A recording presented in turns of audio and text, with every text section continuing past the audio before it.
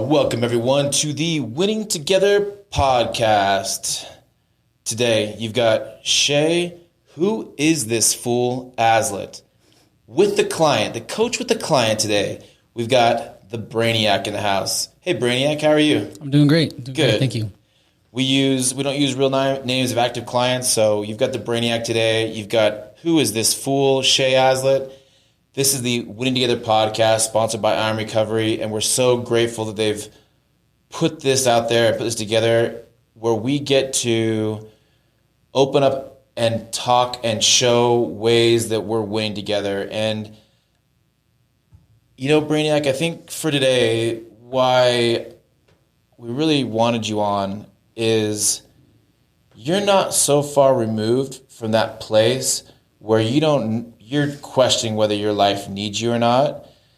And in a matter of weeks and the work you've been doing, you've transformed your perspective into something quite magical and valuable.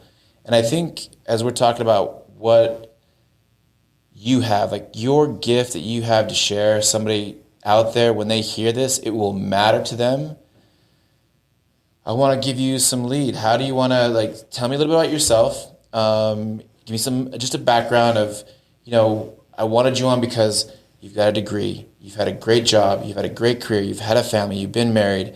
And in this chapter of your life, you're not so recently removed from prison. You're not so recently removed from being really angry and, being ready to just let go of the rope. And now, today, you love who you're becoming and how you're showing up and your team you put around you. So give you a little background and then kind of tell me about the recent transformation. A little bit about my background. I grew up in Utah my whole life, born and raised here. My parents were alcoholic and drug addicts. There was a very abusive environment. Saw my mom get beat up, knives to her throat, a lot of violence, a lot of anger, a lot of drug use, parties, and I was kind of alone as a child. Grew up fighting a lot, just angry. I was really sensitive, and so it's kind of hard to sit there and grow up and be picked on and have to fight because I didn't want to fight. That's not what was in me. That's not what I ever wanted to do, and I just had to do it. Had to become a fighter, and which is something that's really weird to say because I fought for others a lot growing up, fought for myself growing up, but then once my world back in 2016 when everything just kind of started crashing down, it just got to a point where I wouldn't even fight for myself. It was just done. The fight was gone. The fighter couldn't fight anymore. And that part with me was just gone. I grew up and I wasn't never really good in school. As I stutter. In junior high, I had a 0.03 grade point average. So I wasn't even getting a 1.0 or anything like that. I wasn't going to school. I got sick, got rheumatic fever, ended up missing a lot of school. Yeah, hanging out. I started selling my brother's Ritalin at 12 years old. That's when I started selling drugs. That kind of continued on throughout my whole life. As any times went down or got bad or there was a financial insecurity started to creep up, it's I know what I can do. Watch this. Yeah, you had a knack for it, huh? Yeah, just something. I was always good at sales. I should have went into sales, but I always knew. When I was about 10 years old, I went to a class with my aunt who was going to the University of Utah at that time. And I thought that was the coolest thing I ever went to and the coolest thing anybody could have ever done for me. And it was just little things like that people would do. Had a cousin that came home one time after getting in a fight with 3 people at the same time. He was into MMA, so he started teaching me how to fight. So hold on, Auntie took you to a college class. Took me to a University of Utah college class for the day. And you loved it.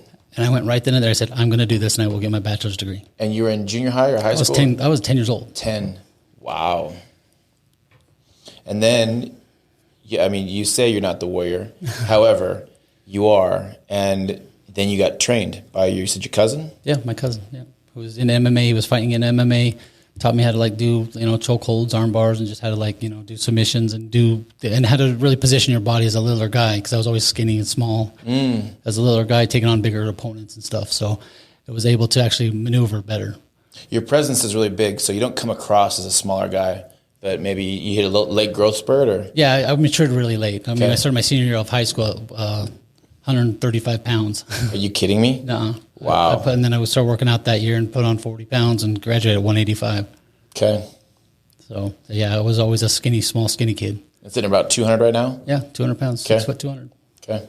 So yeah, once my aunt took me there, though, it was that moment I knew I'm going to college. I'm going to go to college. And I remember the first day I actually enrolled into the Salt Lake Community College, and my first class was microeconomics. Loved it. And I sat there probably the biggest shitting grin on my face going, yep, you're doing it. This is my jam. You're doing exactly what you said you were going to do back when you were that 10-year-old boy, and you're doing it.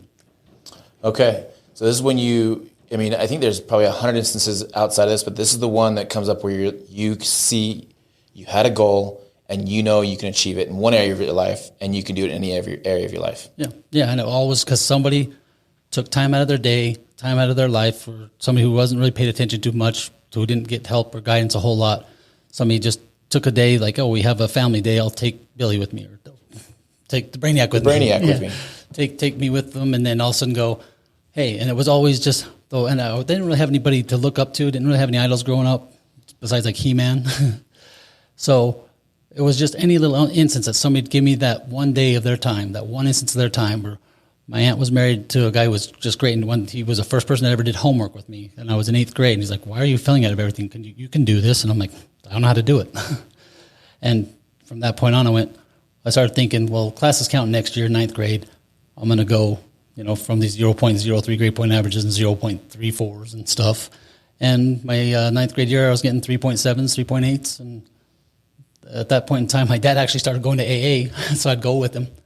And I would just sit there, do homework, and I'd find somebody that was going to an AA meeting that could help me do it. Boom. And I'd start asking, hey, you know how to do this? All right, I don't. Show me. And I just so I got homework and a lot of help with my homework from just random strangers. I don't even know who they are to this day. Yeah, but you asked for it. But I asked for it. Mm-hmm. Yep. Good things come to those who ask. When I graduated college, I had no idea how I was going to get to college. I just knew I was going to go. So I drove to the community college and said, where do I sign up? How do I do this? So I just asking people walking around. Just tell me what I got to do. Okay, so take me you finish up your college degree. Yeah. You get a job in an area that you wanted to. In aerospace, yeah. Yeah, you did well. Did really well. Okay. Really well. Got married. She had 2 kids. I got married to a woman that had 2 kids. And I was telling the story earlier today that I actually, when we sat down, we were talking about getting married and stuff, I sat there and told her, well, you're a package deal, so I know you come with kids. Let me raise them as my own, and we can do this. If not, and there's going to be any kind of discomfort, or you're going to sit there, no, my kids are mine or whatever, not yours, then let's not do it, because I'm either in it or I'm not. Yep. All the way. All the way. Yep. Which is kind of weird, because that's how I always was. It's like, if I'm going to be into something, I'm going to get into it, and I'm going to go full force. I'm going to put everything into it. And then once I broke, it was like, I just didn't even care.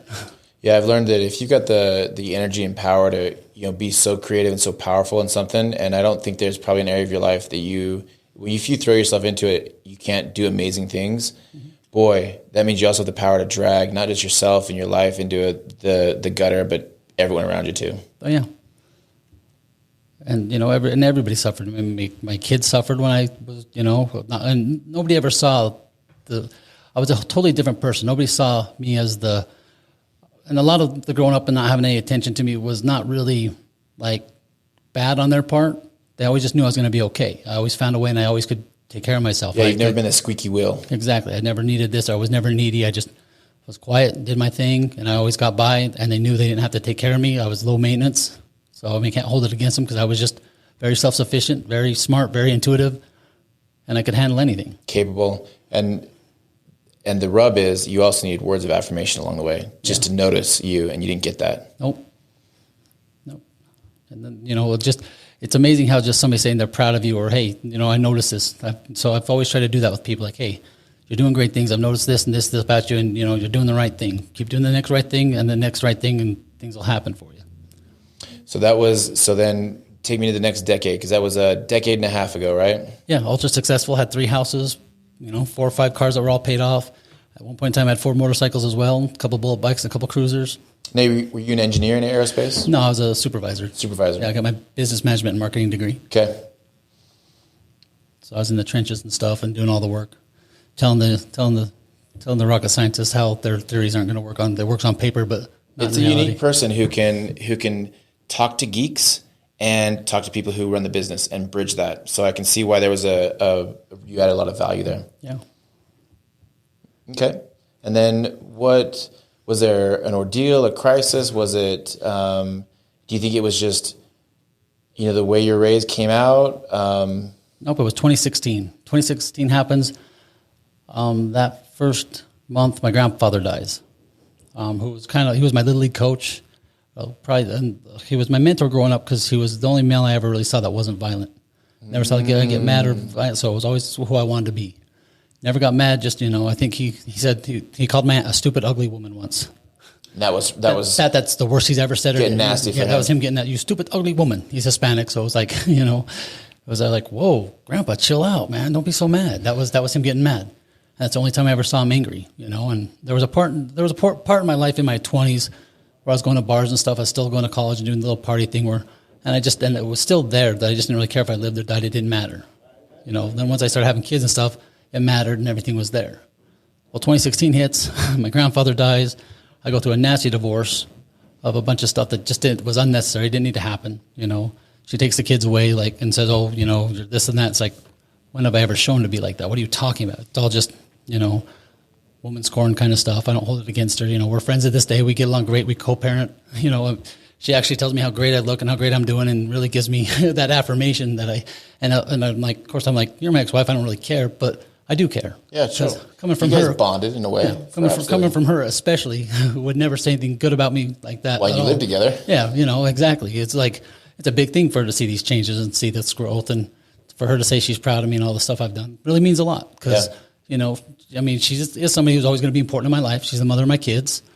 We may not always see eye to eye, but we did have a love together. We, obviously planned a life together. And when it fell apart, it was rough. Lost the house, lost everything, lost the kids for a while, and she made life as hard as it could get. Did you feel like you were failing as a person if you couldn't get your marriage to work? Oh, yeah. Yeah, and I actually stuck through it longer than I thought I ever would. And everybody was like, well, I thought you'd have been done a long time ago, but we lasted 8 years. And it was there was a rough years. I won't go into the details of what happened, what she did. It doesn't really matter, but it was a lot. And her perspective is probably different, and that's totally fine. Is. And, yep. Yeah, and that's fine. It doesn't matter. I wasn't perfect in the marriage, and I was back in 2018. I sat in her garage and told her, "Hey, here's where I messed up in our marriage. Here's what I did. Here's what I'm accountable for, and I'm sorry." And she was like, "Well, I said, doesn't matter what you did. I'm not here to say, yeah, I did it because of this, that, and the other thing. I'm telling you what's on my shoulders and what I'm carrying around and why it failed on my part. However I got there, I didn't handle it right. I didn't handle that situation right. I didn't handle how you were right or how whatever happened right, and I did it completely how I shouldn't have done it."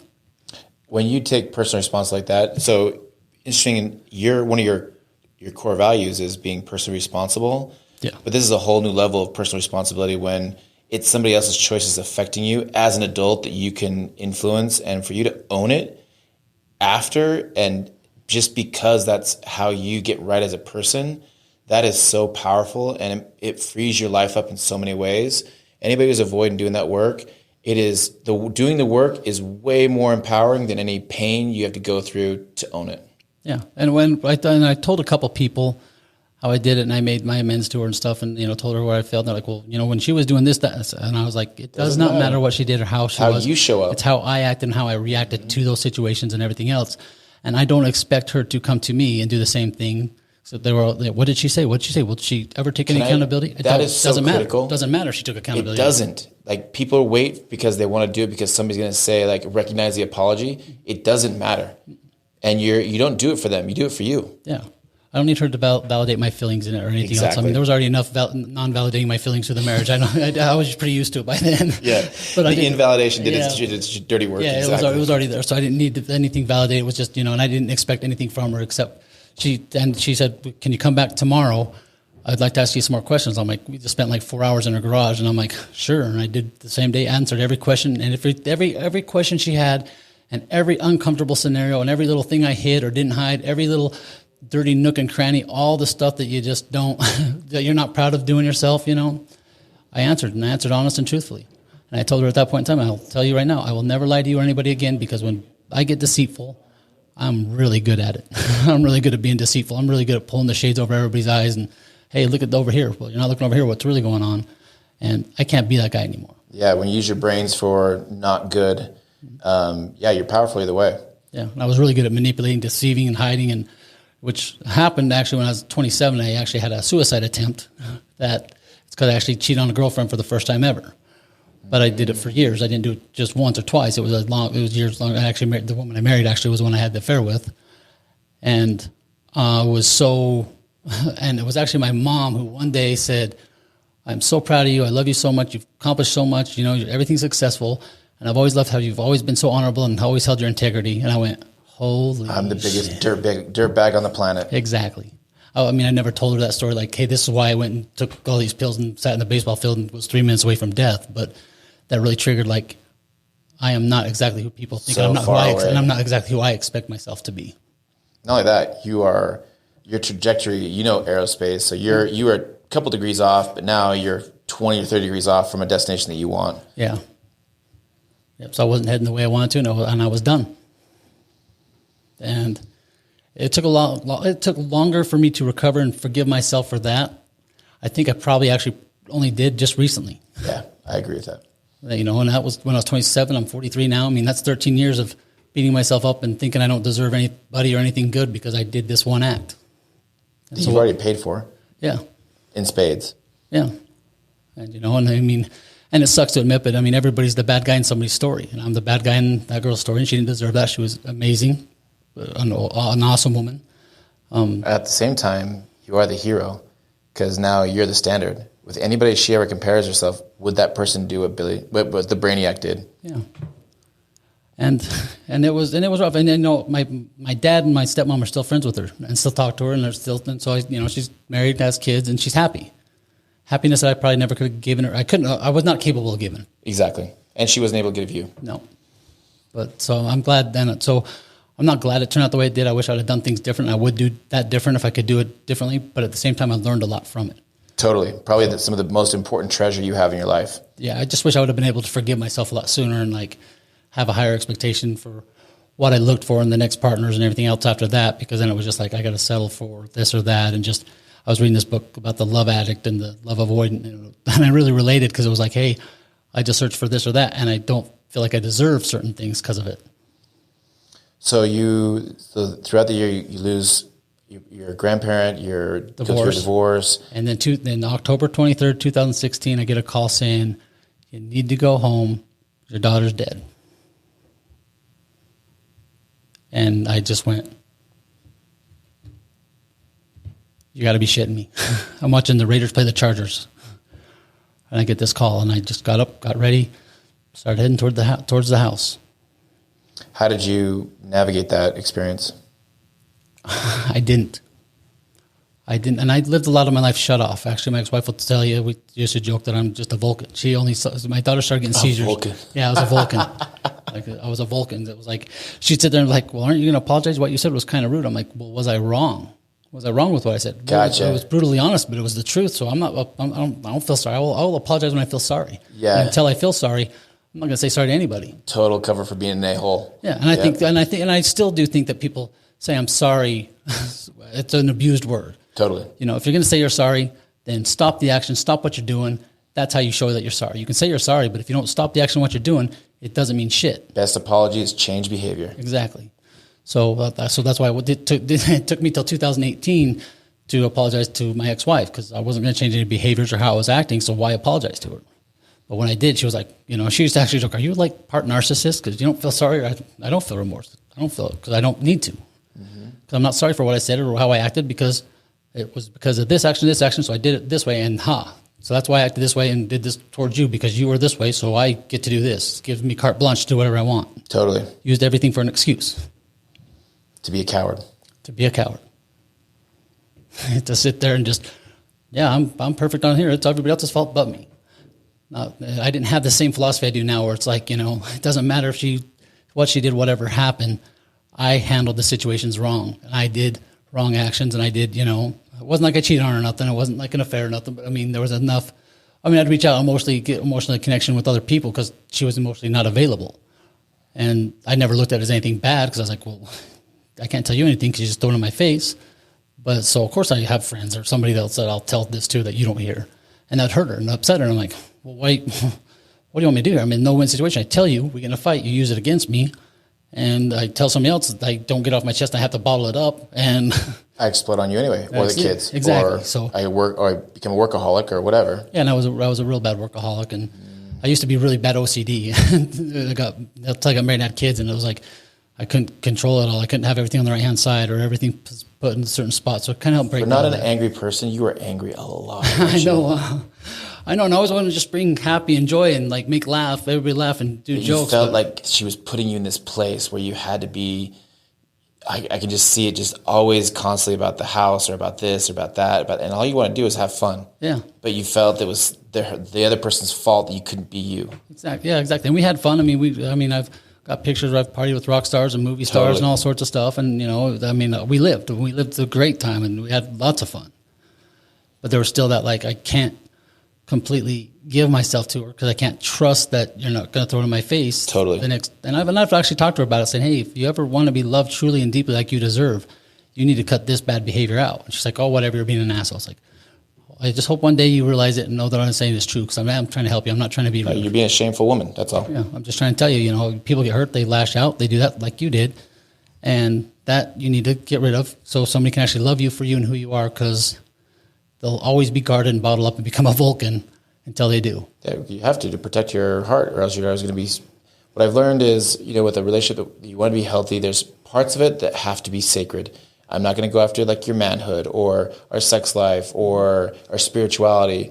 We're going to stay on point on behaviors or attitudes and not shaming you or, character assassination on who you are. Use your mistakes from the past to put you down when I'm not happy with what's going on in the present. They don't relate, but it's such a powerful shaming tool who's unhealthy in that way and like that really hurt. That probably hurt you. That did hurt you worse than anything ever. Oh yeah, exactly. I mean, she knew that there was something that happened to me as a kid, and she gets mad and says I'm a raped little boy. It's like, what do you mean? It's like stuff like that would happen. We'd argue. So yeah, I shut off. It's like you don't even know what happened, but that's what you're gonna say. And I remember we'd get in arguments, and I was like, who fights like this? Who argues like this? This is not how people are supposed to be. I've never seen anything like this. This is. And my mom and my dad, they wouldn't sit there and argue like that. My dad would just pick her up, throw her against the wall, and put a knife to her throat. Which you promised you'd never do, so you're not. Nope, I'd never do that ever, no. And this person saying these things that you cannot believe how vicious they're being, and since your honor is, I won't be violent, you go to silence. Yeah, go to silence, I shut off, and I just checked out of the marriage. Totally. So then do you feel it's the series of events between now and then that kind of brought you to this place, or do you feel it's just you and you're growing and you're deciding that I'm willing to grieve and so I can go through this so I can get to the other side? Let me tell you the gift that my daughter's death gave me by her dying, the sacrifice she made. Please. She dies, and of course I've had abandonment issues, and people that have always been close to me have gone, or like my cousin that I grew up with who was like a brother to me ends up schizophrenic at 18, so he ends up not the same person talking to other people. So I always felt like no matter what, God was going to take things away from me anyway. So then this happened. I remember having kids and stuff. I always said, no, my kids will be safe and everything else because God is just not that cruel. He couldn't do that to me. I'm a good person. Good things will happen. I'm a good person. You've already taken all this stuff away. My parents, everything else has already happened. All this other shit with all these other people and everybody else I've got close to. There's no way, And I literally thought that there was an arrogance, like no way that anything would happen. Well, or a belief or a faith. Yeah, and so she turns 16 and starts having full grand mal cluster seizures. And we're like, where'd this come from? So, I'm picking up from school, spending the nights up at Primary Children's Hospital, doing everything we can to get her on track and right. And then when she dies, I completely, I'm shut off from everything, that nothing can phase Billy, no words, no phase me, no words, no nothing. And all of a sudden this happens and I'm coming home from work. I literally live in like on the west side, southwest side. I'm ending up on the east side where I don't even know where I'm at. And everybody's like, what are you on? What do you want? I'm taking drug tests and everything else. I'm like, I'm not on anything. I wish I knew because whatever's going on is not good. I can't even function. I can't even, I'll kind of come to it. I'm on the wrong side of the road, driving down the road going, and people are honking at me and I'm going, holy crap, I'm like, yeah, pull me over for a DUI. I'll blow in the thing. Then take me to the ER and let me know what's going on. Once our daughter died, though, my ex kind of took off. She checked out. She had her moment. I didn't get that moment because I had to be stronger for the other kids, which I was there, and that was it, and that's what we do together. I did make and I actually made up for this the other day and told her, because she was like, well, when you said I abandoned the kids, I'm like, you did the best you could during that time. I should never have said that. You didn't abandon them, you know, and then she tried to come back like everything was normal. Of course, I'm like, no, you got to do some supervised visits. And my lawyer was like, okay, well, supervised visits, we got this, we got that, yada, yada, yada. Well, it was Mother's Day, and I told her, we went to the kids' soccer game, and I said, well, you want to take... This is recent, or this was back in 2008, so I actually kind of skipped ahead. So let me go back to my daughter dying. So when my daughter dies, all this stuff happens. I start waking up weird places. Everything kind of happens. I kind of lose my job because everybody thinks I'm on something, I'm doing something, something's going on, and I'm not. I'm not on anything. I'm totally just overloaded from all the stress, and everything finally kind of like hits me, and I don't know how to handle it. Because her death and the gift she gave me was she killed the Vulcan in me, I call it. The Vulcan now is dead.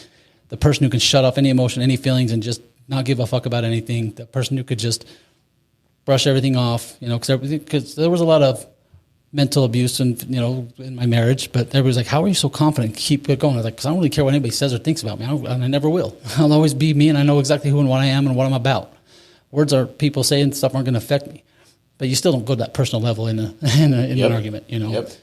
But, and so all of a sudden she dies, and I'm just sitting there, and I'm crying, and I'm hurt, and I'm wounded, and I'm feeling, and all these feelings I don't even know what they are because I've not felt them for years because I grew up shutting off this feeling, shutting off that feeling, shutting off love, shutting off care, shutting off whatever it is. Like something hurts, like I don't want to feel this again, so I'm not going to feel it.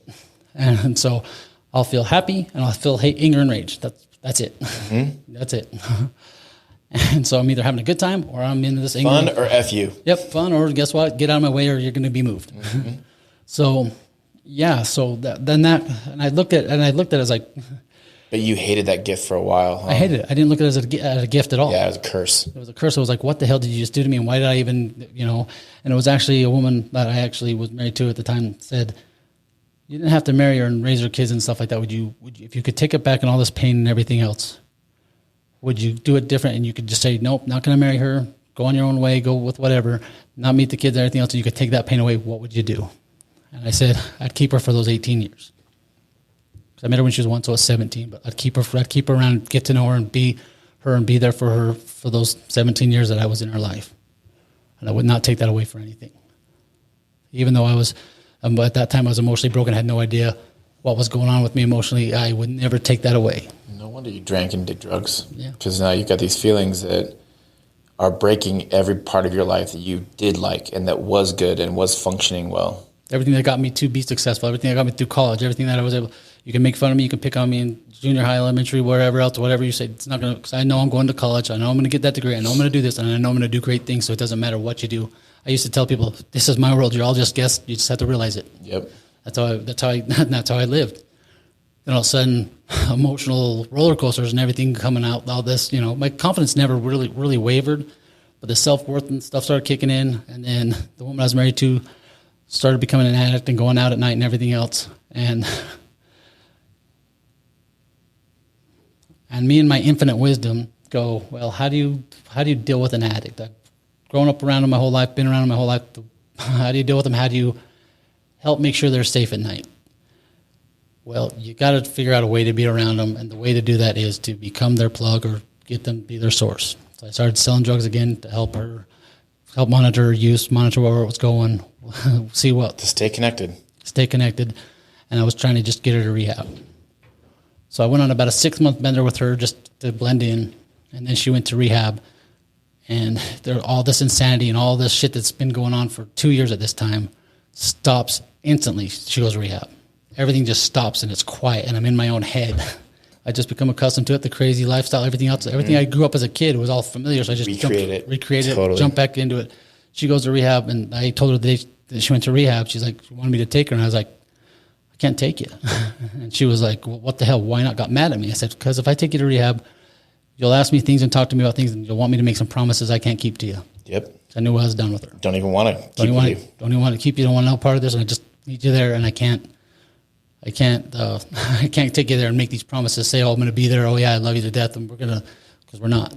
And then it really got bad. I mean, I was sitting there. I mean, there was a time I was sitting there bashing my head in literally with one of those old rotary telephones because I couldn't stop thinking. The commotion in my head was so bad, and I can't even explain the commotion and how it was.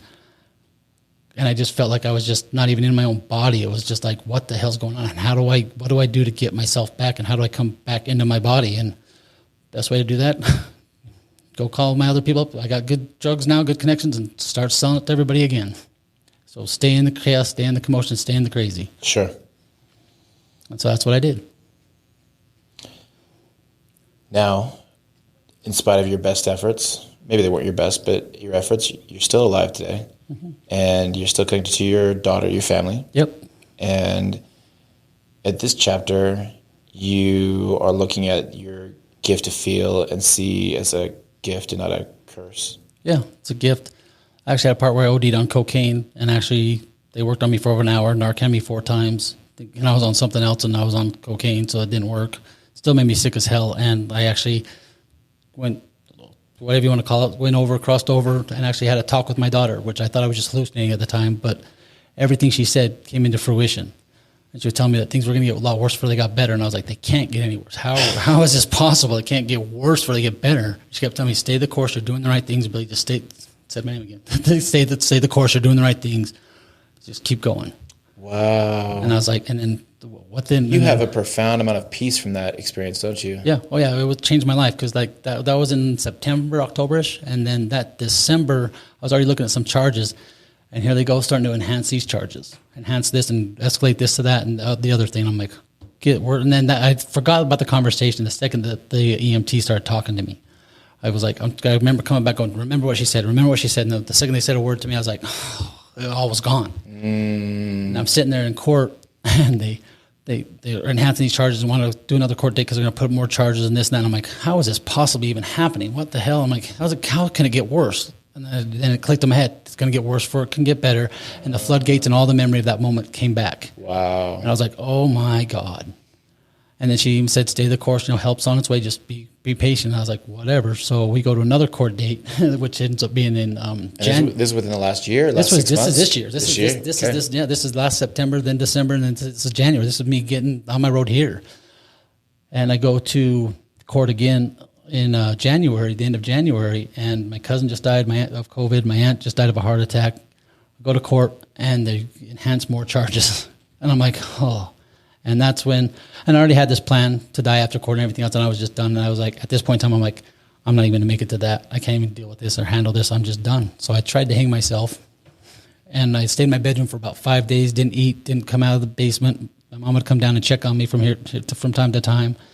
And she looked at me with tears in her eyes and said, you've given up, haven't you? You're done. I can see it in your eyes. I said, yeah, I think that's what this is. And she said, can we take you to uni or anything to get you someplace safe? And I told her, a 3-day stay at uni or anything isn't going to help this. It's not going to be enough. The next day she comes down, she goes, I got you into CERC. Will you go to CERC for 30 days? I need to keep my son alive. It's hard to talk about my mom, my wife, protecting and love, and I've already been through a bunch of shit, and I'm about to put her through what I went through, a kid, dying. And I said, I'll do anything it takes to keep me alive, Mom, just to stay alive for right now. Yeah, I'll go. Do you think it's that experience where your daughter died that kept you from falling through? You're like, I'm not going to put my mom through what I've been through. It kept me going, and it kept me breathing. And then I had a friend, a really dear friend of mine. She told me, Billy, just stay strong. You can't prove a lie. So I was sitting there with a belt around my neck, and I'm hanging myself from the door. It's starting to kind of go black, and that's her voice just echoed in my head. You can't prove a lie. So I thought, okay, you've got to make it to that court date like you decided. That's what you're going to do. Stick with the plan, Billy. Stick with your plan. Stick with the goal. Get to that court date.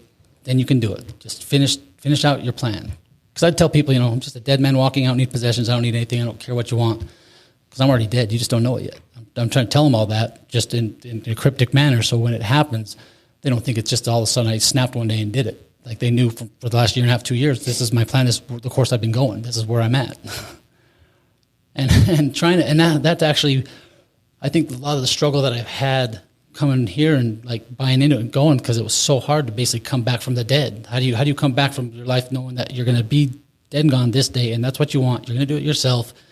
You don't want any material. You don't want anything else. You just want to get to this date and that date so you can be done. And then I go into a treatment center, go to CERC, and I'm there for going on 30 days. And they're like, well, you do 60 days. I'm like, I'm broke, man. I can't afford this place anymore, And like, we'll see. The Vulcan came up at CERC, didn't it? Oh, the Vulcan was already there. And then it was like, but now the Vulcan was able to come back because the Vulcan just stopped caring about life. Yeah. So it was easy to just like kind of come back. I still cared and still had that integrity, the honor and everything else. And everybody would always ask me, how come you do things the way you do? And I'd tell them, if you want to live a sober, good life, this is how you're going to act. Yep. You gotta live in your integrity. You've got to do the right thing. You've got to you've got to act this way, or you're going to always give yourself a reason to numb. It's that simple, It is. So at this point in time, I'm not even really doing drugs or anything. I'm just kind of going, because they weren't working. They really brought out more emotions than they did shut them off for me. It was like even worse. It was like, why am I doing this? Holy crap. All I do is feel. I feel more vulnerable, more weak. And I feel that like, this isn't me, So I decided to go there and, I start buying this stuff. And in Cirque, I was able to kind of like actually finish grieving the death of my daughter, which, this is 4 years later, I still carried it around. And I was sitting on the couch and I remember the day I said, like, I got to let her go. I don't even know what that really means or how that looks, but I'm letting her go right now. And I want to cry because I'm letting her go. And it's almost like I've just had her chained to me, and her spirit above me, and I won't let her be free and do her work. Yep. Because and I used to even say, I wish she was here because I need her so bad right now, and I hated needing my kids more than they needed me. And so I let her go, and I sat there and was just kind of crying about it, and was like, I don't even know why I'm crying right now. Like I don't ever tear up, I don't cry, and here I am, just a sobbing baby all the time. As you've let her go, have you felt her closer than ever before? Oh yeah, I had an experience 2 weeks ago that I actually had to call my coach on because I was like, dude, you're never gonna believe what happened to me. Had this young girl, she's 21, hit me up on Facebook, wanted to come hang out with me sometime. And I'm just like, okay, we're way off the spectrum here. You don't have kids. You don't have a whole lot of life experience. We have nothing to engage on. I don't know what this could possibly, what you're trying to get from me. Of course, it's like, what are you trying to get from me? What do you need? What do you want? Right. It's like, and it was about a month. Like, hey, let's just go hang out. I just want to go up to the canyon or something. Like, you want me to go up to the canyon with a 21-year-old girl? My daughter would be 22, My daughter would be 22. I have no desire to hang out with a 21-year-old girl, That's just weird and creepy. So I actually one day just impulsively like, all right, let's go see what you need. What do you want? And she goes, we start driving. She goes, well, I brought some tarot cards and stuff, and I have a message from your daughter. I was like, okay, what did you look at my Facebook page and see the rest in peace or something there? Like, do some what? How do you know my daughter's dead? What the hell's going on? And this was like 2 or 3 weeks ago, right after. And then we get up there, she starts reading my tarot cards. And I don't even remember what the faces were, what the cards were. She told me, I just was like so checked out, like I don't believe in this stuff. I don't care about this shit. I don't know what kind of game you're playing. What the hell's going on here? This is just weird.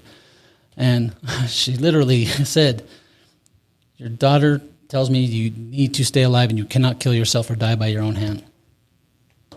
And I was like, now that's something she would know from shit. There's no way she knew that. No way she would know my suicidal thoughts or what was going on.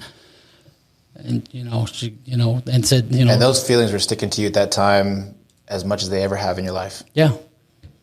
And I think I needed that connection back with her. Just it was kind of like a reminder, like, hey, she's still here. She's still it was kind of. And she said a few other things. I was just like, how would you know any of this? Right. This isn't something I just tattoo on my forehead or put on social media. This is stuff that I don't want anybody to know about. I wouldn't let you know about it, especially. Especially.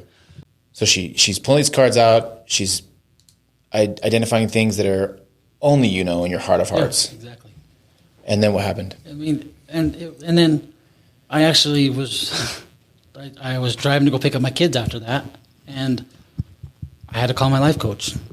I had to tell somebody about it. I had to talk to somebody, reach out to somebody, just tell somebody about this experience because I couldn't just keep it to myself, which was weird because everything else I always kept to myself. I didn't reach out to anybody. I always told everybody I was a one-man show. I don't need partners. I don't need anybody else. I'm doing my own thing. I'm going to do it on my own. I don't need anybody else dipping into my profits, whatever it was, I got this on my own, and I've always been on my own, and that's where I'm comfortable.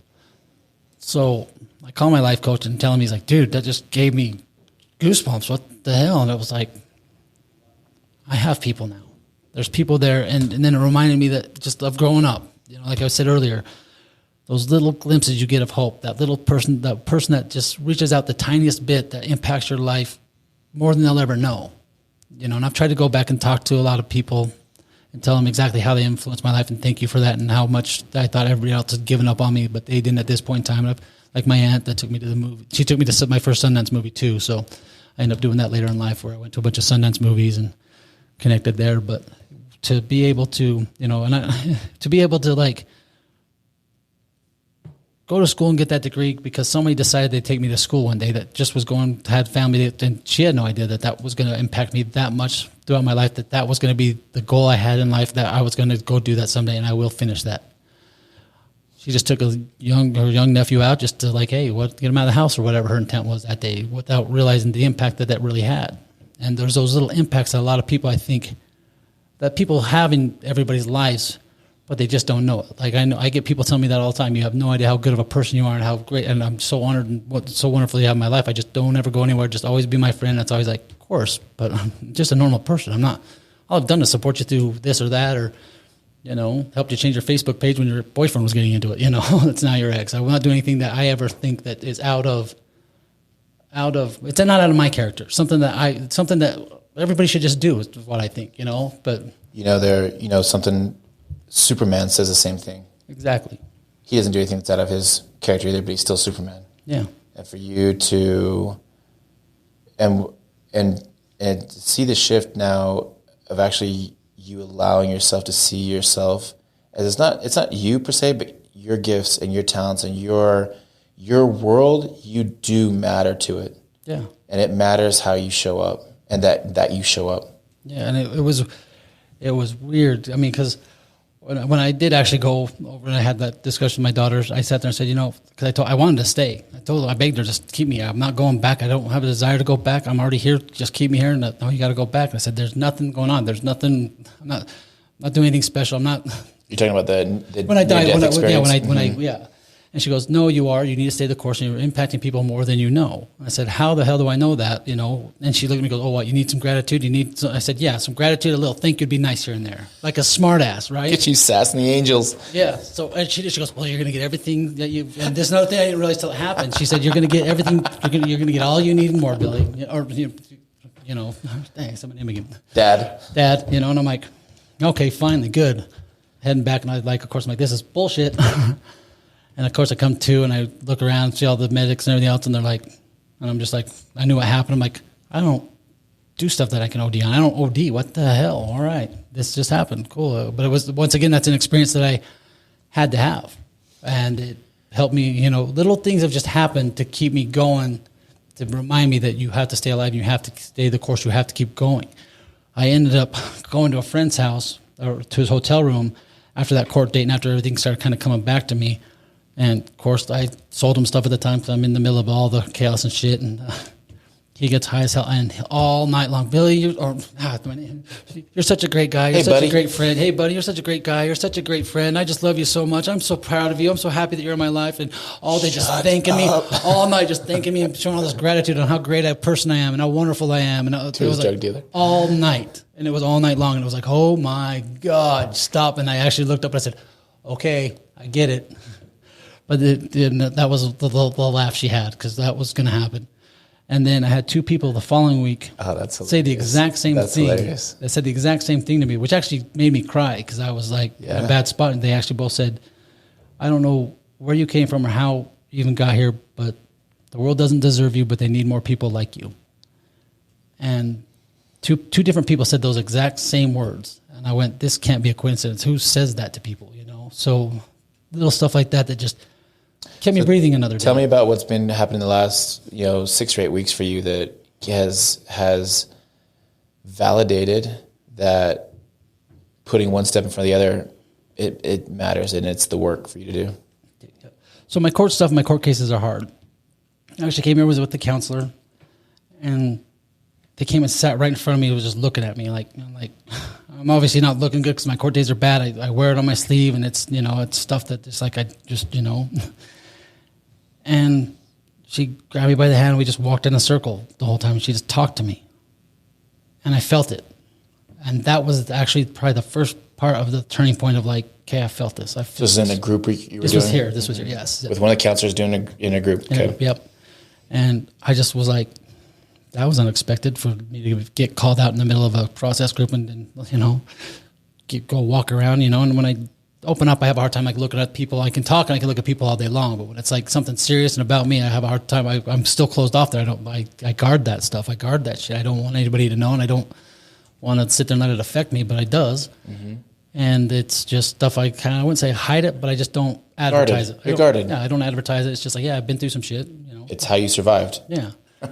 And somewhere along the way, just all the group, meeting you. And then all of a sudden I was like, I was pissed off at you too. Sending all those videos from Hawaii. Videos from Hawaii. Why do I want to see some dude in Hawaii that I don't even know? I'll just get out of treatment. I want to go. What the hell?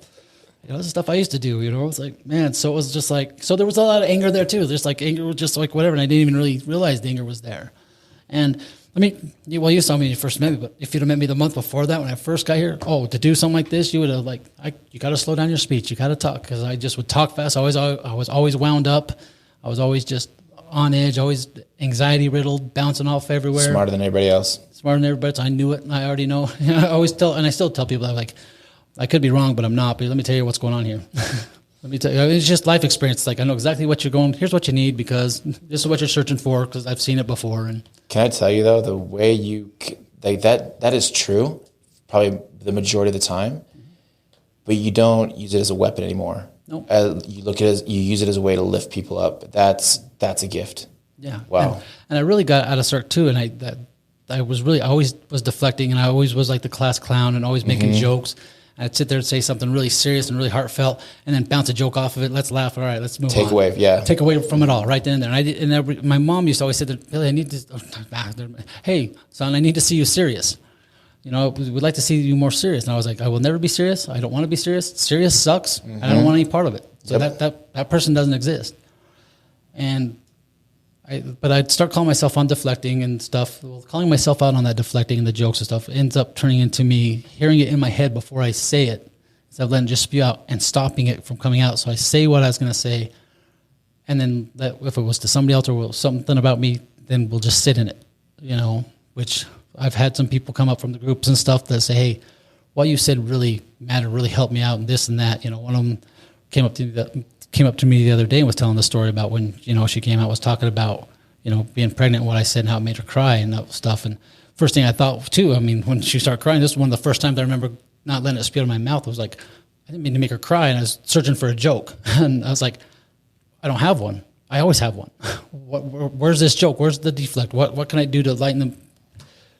There is probably no reason for one right now, I guess. I don't know. I always have something to say about it. Yeah, you're valuing the connection now more than the deflection. Yeah. And so it really started to change.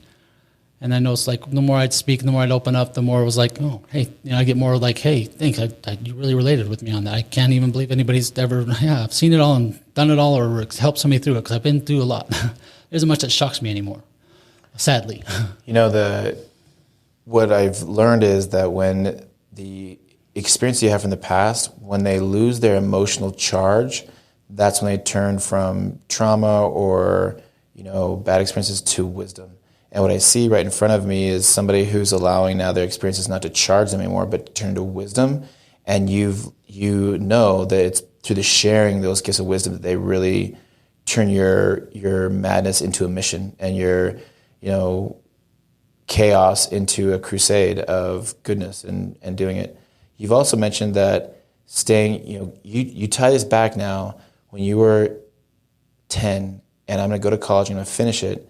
You've also, brought that up, that I said I was going to finish this program, and the more you recommit to that, no, I'm going to see it through, because you wanted to bounce hard at that same time. You're like, my life doesn't need me, so why this program needs me less?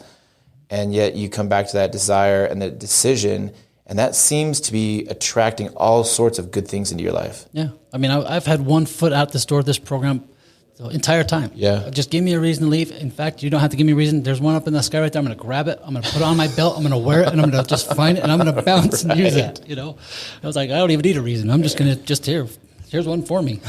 And, just like you do when you get compulsive liars, they just all of a sudden pull something out of the air, and it's like, it's my fault now. It's Yep. Now I know you're lying because you're blaming me for it now, because I've seen it before. So I was able to really just when I sat with you at the house, and that was the first time I went, okay, I'm finishing this program. I'm going to stay. And that's probably the first time I committed to something in a long time, because everything else could come and go. I didn't care. I didn't care if I finished it. Wasn't going to finish it. When they were at Cirque and I was approaching my 30 days, they were asking me to do another month. I'm like, I can't afford it. I'm not going to do it. They're like, well, what if we scholarship you and we see how much you got? I'm like, okay, well, here's how much we got left, and that's about it. And it's a fraction of what you guys want. So they're like, okay, we'll scholarship the rest. Like, okay, then I'll do 60. I was like, because I'm just barely hitting a stride and kind of seeing things now. And they asked me 2 weeks before that, what do you think about sober living? I don't. Move on. Oh, no, let's talk about no. There's nothing to talk about sober living. There's nothing to talk about sober living. Trust me, I've been to sober livings. Trust me, they've all called and they're all trading drugs and they're buying stuff from me. So I don't think about sober living at all. I'm trying to get out of that environment. And they're like, and then one of the guys sat down and was like, hey, well, there's another guy there that came here. And I was like, he's there? Why the hell would he go to it? Because my sober living was always like halfway houses and everything else I always thought. And I always knew that's where I'd go and there'd be a group where I could go sell a bunch of stuff. So why would I want to go there where I'm just put myself right back into the lion's mouth, And so, when they called and had me go with the advertising guy there, without using his name.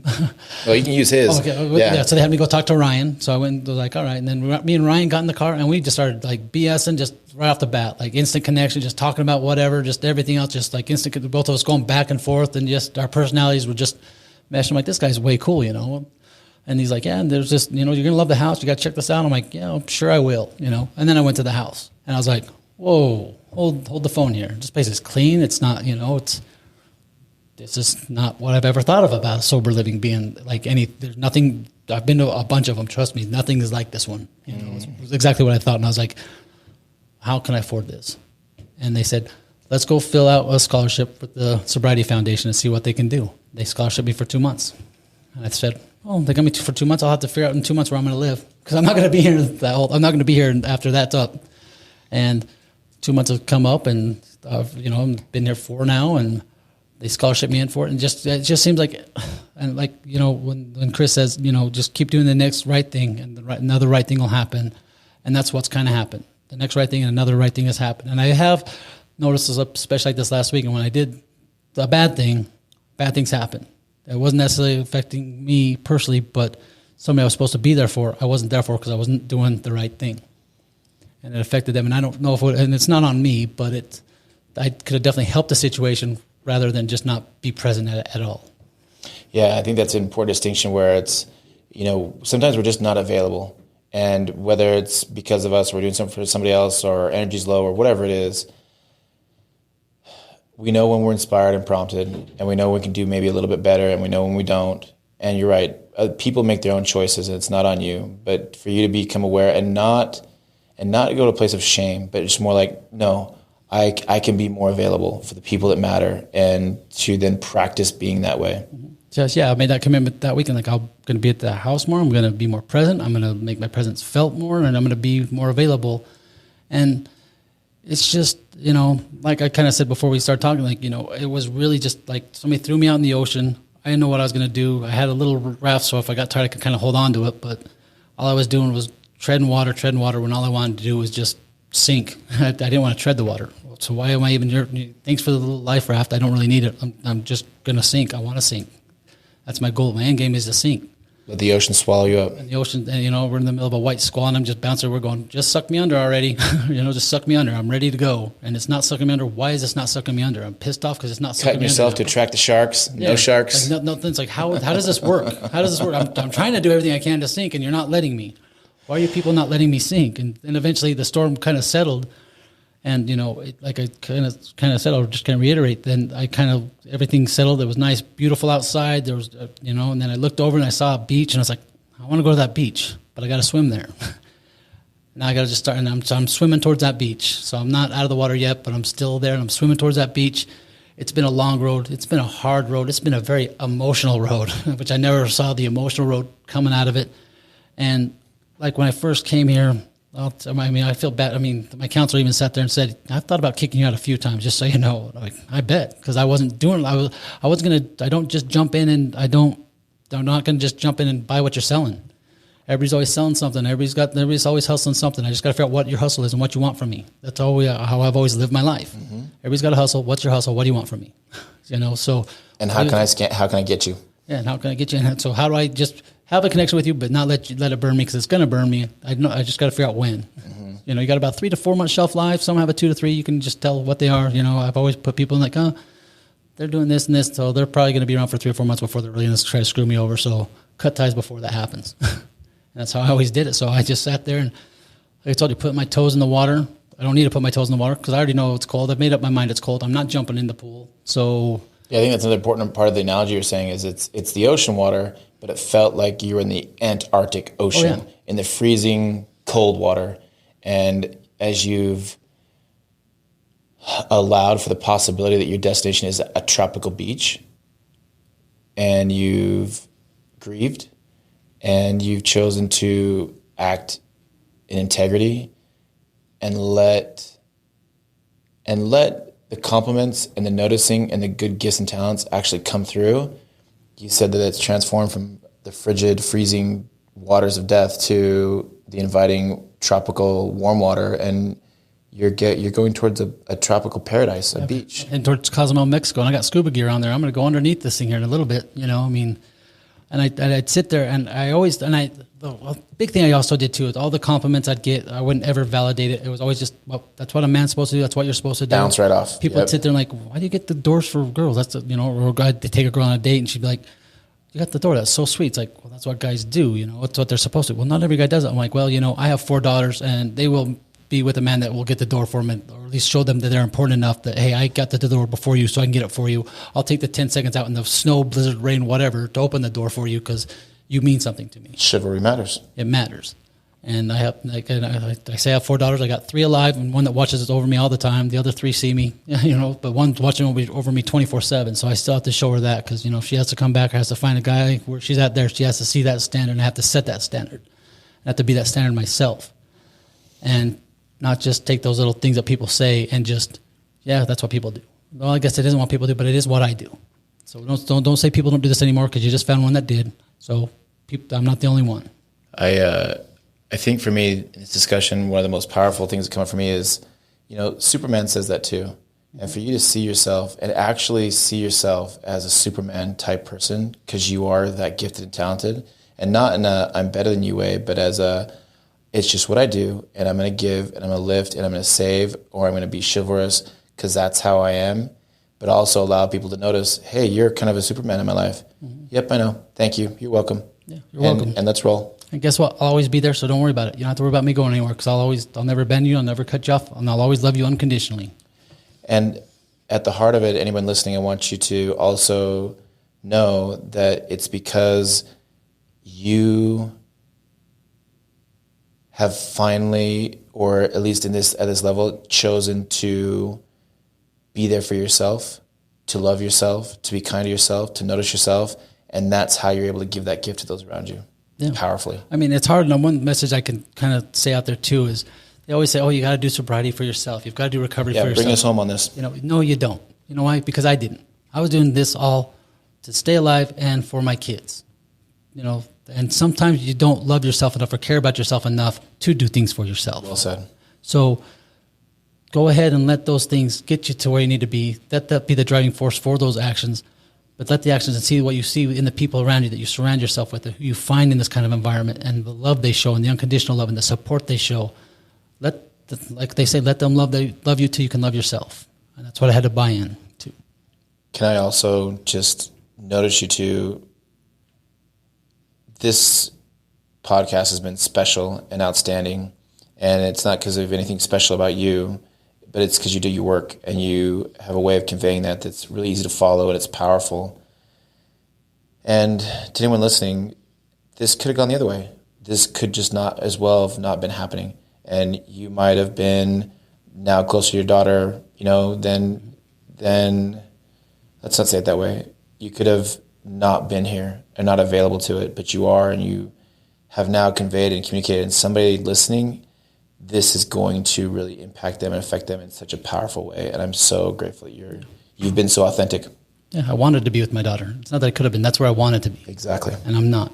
And, you know, if I can help anybody or anything out there, I mean, I've been through a lot. If it can influence anybody or give them a little bit of hope, if I can be that one person that takes you to that University of Utah classroom, that gives you that little bit of a hope so you have some goal in sight that gets you to that goal from A to B, I'll be glad to do it anytime. Now your suffering is turned into service. Yep. Takeaways, I would say, are looking at the answering and responding to inspiration as it comes. I'm going to be a college guy, go and doing it. Being personally responsible, allowing your kids to teach you, being impeccable with your word, totally owning your how you show up in the relationship, not depending on somebody else, but owning everything all the way. allowing yourself to get to a place where you attract people that are worth letting in and worth giving your trust to. Mm-hmm. Any other big takeaways? You're articulate. It was easy to follow. It was really insightful. Just stay afloat. Somebody will eventually throw you a life preserver until that storm quits, and then you'll be able to swim towards the island again. I'm going to be on that island someday, so stay afloat and you've got this. Thank you to I Am Recovery, who provides this place and space to share the Winning Together podcast. Thank you, Sobriety Foundation, for creating the possibility for the Brainiac to be here. The whole reason I'm here. Enough time to get traction. Thank you, Ryan Hymas, for finding people and developing those relationships. Thanks to Cirque for being the place where it got the ball rolling. We truly win together. If we can be of service, or if I Am Recovery can be of service, find them at imrtc.com on the web or 801-407-9998. This is Shay, Who Is This Fool, Aslet, and the Brainiac. Thanks for being here, Brainiac. Thank you for having me. Cheers.